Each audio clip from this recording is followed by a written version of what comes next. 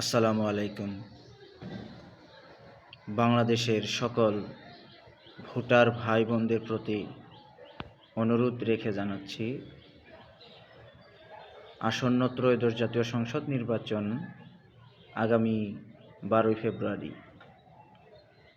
আপনারা এমন কাউকে বেছে নেন যার হাতে এই দেশ এবং দেশের মানুষ নিরাপদ থাকবে, এমন যোগ্য ব্যক্তিকেই আপনারা ভোট দিন। বলবো না অমুক দলকে দিন তমুক দলকে দিন, আপনার কাছে যাকে যোগ্য মনে হবে তাকেই ভোটটা দিন, যেন পরে আর প্রস্তাতে না হয় যে ভোট দিয়ে তাকে পার করে তো ভুল করে ফেললাম। তাই ভোট দেওয়ার আগে চিন্তা ভাবনা করে যোগ্য ব্যক্তিকেই আপনার মূল্যবান ভোটটা প্রদান করবেন। সকলেই ভালো থাকবেন। আসসালামু আলাইকুম।